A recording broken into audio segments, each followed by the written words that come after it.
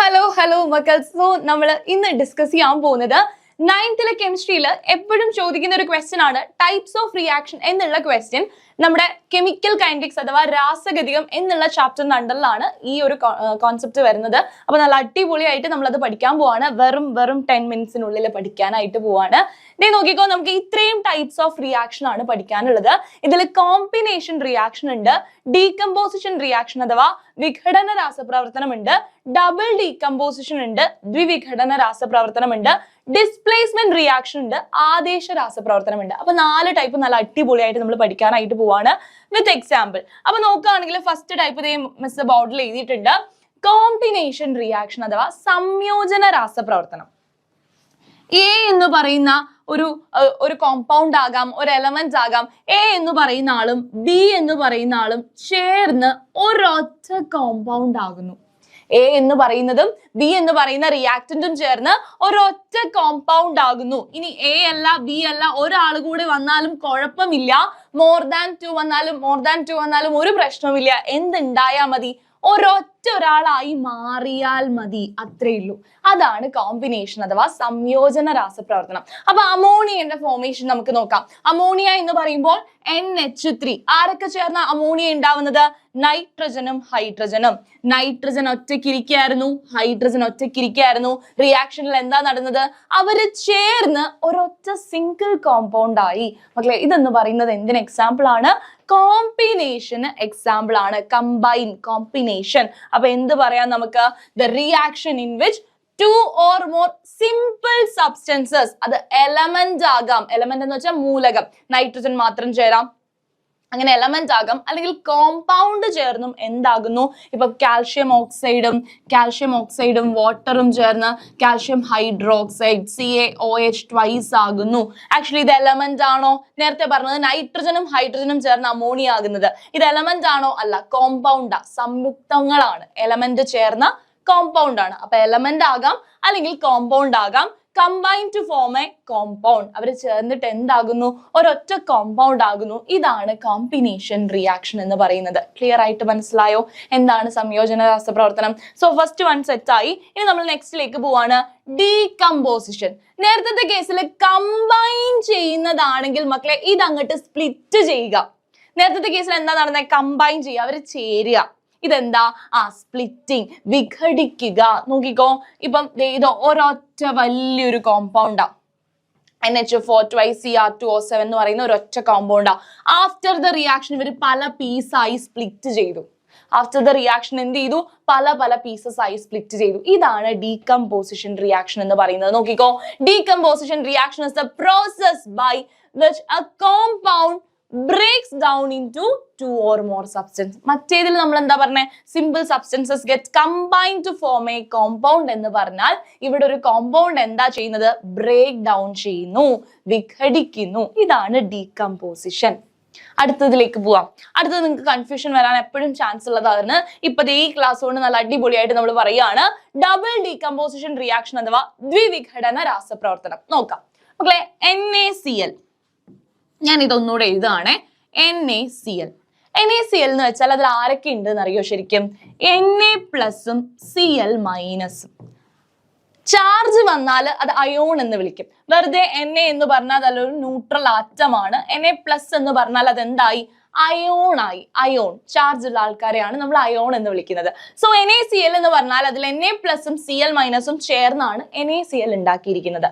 AgNO3 എന്ന് പറയുമ്പോൾ Ag+ഉം NO3- ഉണ്ട്. ഓക്കെ, അപ്പൊ റിയാക്ഷന്റെ മുന്നേ എന്താ നടക്കുന്നത്?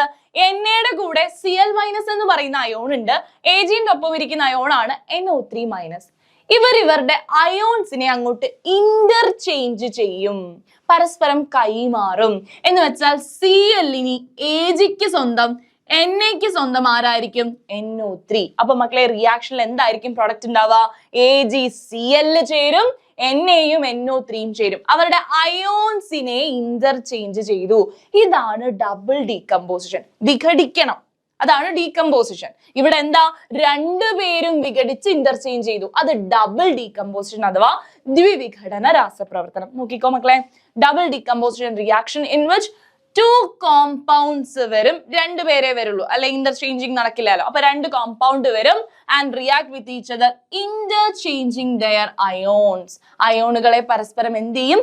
കൈമാറും. ഇതാണ് ഒരു ന്യൂ കോമ്പൗണ്ട് ഉണ്ടാകുന്ന ഈ പ്രോസസ് ആണ് എന്തെന്ന് പറയുന്നത്? ദ്വിവിഘടന രാസപ്രവർത്തനം അഥവാ ഡബിൾ ഡീകമ്പോസിഷൻ റിയാക്ഷൻ. ഇനി മിസ് വേറൊന്നും പറഞ്ഞു തരാം. Displacement reaction. എന്താണ് ഡിസ്പ്ലേസ്മെന്റ് റിയാക്ഷൻ? നമ്മൾ പഠിക്കാൻ പോവാണേ. എക്സാമ്പിൾ നോക്കാം.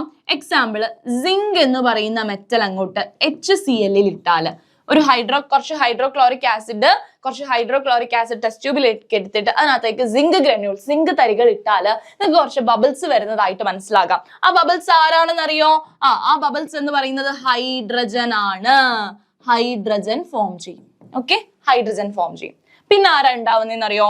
സിങ്കും Zn Cl ചേർന്ന് ZnCl2 ഉണ്ടാവും. സിങ്ക് ക്ലോറൈഡ് ഉണ്ടാകും. അപ്പൊ മിസ്സിന് ഒരു ഡൗട്ട്, എങ്ങനെയാണ് ഈ സിങ്കും HCl ചേർന്ന് ഹൈഡ്രജനും സിങ്ക് ക്ലോറൈഡും ഉണ്ടായത്? മക്കളെ നോക്കിക്കോ, ഒരാള്, ഒരു പവർ ഉള്ള ആള് മോൺസ്റ്റർ ആയിട്ട് ഒറ്റയ്ക്ക് വരും. എന്നിട്ട് എന്ത് ചെയ്യും? ഈ ഒരുമിച്ചിരുന്നവരെ അങ്ങ് സ്പ്ലിറ്റ് ആക്കും.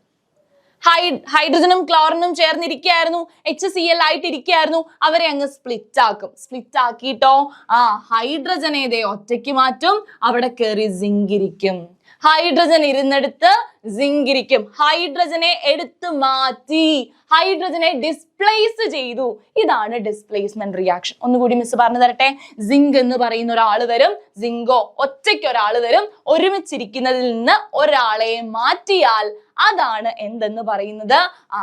ഡിസ്പ്ലേസ്മെന്റ് റിയാക്ഷൻ എന്ന് പറയുന്നത്. അപ്പൊ നിങ്ങൾ 10th എത്തുമ്പോൾ റിയാക്ടിവിറ്റി സീരീസ് എന്നൊക്കെ പറഞ്ഞു പഠിക്കൂ കേട്ടോ. എന്ന് വെച്ചാല് ഈ ഹൈഡ്രജൻ എന്ന് പറയുന്നത് ആര് വന്നാലും മാറിത്തരാനിരിക്കല്ല. ഹൈഡ്രജനേക്കാൾ പവർ ഉള്ള ഒരാള് വന്നാലേ ഇവിടുന്ന് ഹൈഡ്രജനെ തള്ളി മാറ്റാൻ പറ്റൂ, അല്ലെ? അപ്പൊ ഈ വരുന്ന ആൾക്ക് ഹൈഡ്രജനേക്കാൾ പവർ കൂടുതലായിരിക്കണം. ഓക്കെ, ആ റിയാക്ടിവിറ്റി സീരീസ് നമ്മൾ 10th കൃത്യമായിട്ട് പഠിക്കും. അപ്പൊ ഇതൊക്കെ അല്ലേ? അപ്പൊ ഒരാള് മോൺസ്റ്റർ ആയിട്ട് വരും, ഒരുമിച്ചിരിക്കുന്നതിൽ നിന്ന് ഒരാളെ എടുത്ത് കളയുന്നതാണ്, ഡിസ്പ്ലേസ് ചെയ്ത് അവിടെ കയറിയിരിക്കുന്നതാണ് ഡിസ്പ്ലേസ്മെന്റ് റിയാക്ഷൻ അഥവാ ആദേശ രാസപ്രവർത്തനം. നോക്കിക്കോ മക്കളെ, reaction in which an element in a compound displaced by another element are called displacement reaction അഥവാ ആദേശ രാസപ്രവർത്തനം. അപ്പൊ എല്ലാ റിയാക്ഷനും നമുക്ക് സെറ്റ് ആയി. ഓക്കെ ആയോ എന്ന് നമുക്ക് കുറച്ച് എക്സാമ്പിൾ വെച്ച് നോക്കിയാലോ? അപ്പൊ മിസ് നിങ്ങൾ ഈ വീഡിയോ കാണുമ്പോൾ മിസ്സിന്റെ കൂടെ അത് പറയണോ കേട്ടോ. കമന്റ് ബോക്സിൽ പറയാ. ഇപ്പോഴേ പറഞ്ഞോ, ഓരോന്നും ഏത് ടൈപ്പ് ആണ്, ഏത് റിയാക്ഷൻ ആണ് എന്ന് പെട്ടെന്ന് പറഞ്ഞോ കേട്ടോ. നോക്കാം നമുക്ക്.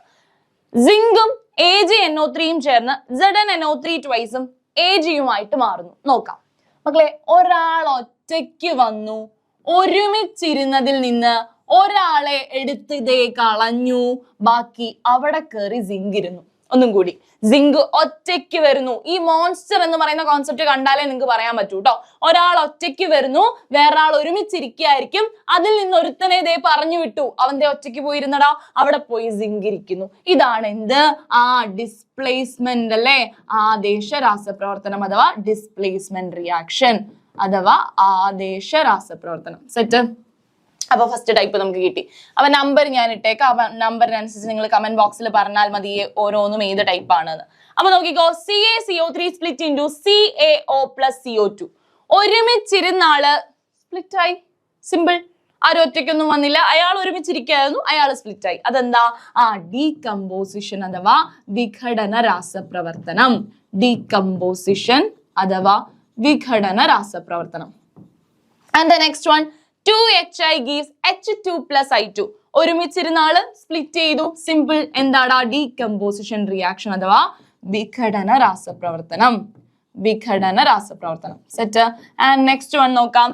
CuNO3 twice plus Na2S gives CuS plus NaNO3. അപ്പൊ എല്ലാ ടൈപ്സ് ഓഫ് റിയാക്ഷൻ നമുക്കറിയാം, അത് ഓരോന്ന് നോക്കിയാൽ മതി. ഈ Cuന്റെ കൂടെ NO3 twice ആയിരുന്നു, എന്നയുടെ കൂടെ S എന്ന് പറയുന്ന അയോൺ ആയിരുന്നു. ആഫ്റ്റർ ദ റിയാക്ഷൻ Cu ആരെ കൊണ്ടുപോയി? എസിനെ കൊണ്ടുപോയി. CU ആരെ കൊണ്ടുപോയി? എസിനെ കൊണ്ടുപോയി. Naന്റെ കൂടെ ആര് വന്നു? NO3 ട്വൈസ് വന്നു. എന്ന് വെച്ചാൽ ഒരുമിച്ച് ഇരുന്ന ആൾക്കാരെ അവർ ഇന്റർചേഞ്ച് ചെയ്തു, അങ്ങോട്ടും ഇങ്ങോട്ടും കൈമാറി. അത് ഏത് ടൈപ്പാ മക്കളെ? ഇന്റർചേഞ്ചിങ് ഓഫ് റിയാക്ഷൻ അയോൺസ് എന്ന് പറയുന്നത് ഏതായിരുന്നു? ഡബിൾ ഡീകമ്പോസിഷൻ അഥവാ ദ്വിവിഘടന രാസപ്രവർത്തനം. Next one, SO2 plus H2O gives H2SO3. They split ആയിട്ടിരുന്ന ആള് ആഫ്റ്റർ ദ റിയാക്ഷൻ ഒരാളായി മാറി. അപ്പൊ അവർ എന്ത് ചെയ്തിട്ടുണ്ടാവും? കമ്പൈൻ ചെയ്തിട്ടുണ്ടാവും അല്ലെ? അപ്പൊ കോമ്പിനേഷൻ റിയാക്ഷൻ. അപ്പൊ നമുക്ക് എല്ലാം പറയാൻ പറ്റിയല്ലോ. ഇത്രയേ ഉള്ളൂ ടൈപ്സ് ഓഫ് റിയാക്ഷൻ എന്ന് പറയുന്നത്. സോ നമ്മൾ ഇപ്പൊ ഡിസ്കസ് ചെയ്തത് കെമിക്കൽ കൈനറ്റിക്സ് അഥവാ രാസഗതികം എന്നുള്ള ചാപ്റ്ററിലെ ഏറ്റവും ഇമ്പോർട്ടന്റ് ആയിട്ടുള്ള ഒരു ടോപ്പിക് ആണ്. അപ്പൊ ഇതുപോലെ സിമ്പിൾ ആയിട്ട് നിങ്ങൾക്ക് എല്ലാ ടോപ്പിക്കും പഠിക്കാനായിട്ട് ഈ ചാനൽ സബ്സ്ക്രൈബ് ചെയ്ത് വെക്കുക. ആൻഡ് കൂടെ കൂടിക്കോ ബാക്കി എല്ലാ ടോപ്പിക്കും ഇതുപോലെ ഈസി ആയിട്ട് നമ്മൾ പറഞ്ഞു തരും. അപ്പൊ അടിപൊളിയായിട്ട് പഠിക്കാം. നമുക്ക് നെക്സ്റ്റ് ക്ലാസ്സിൽ കാണാം.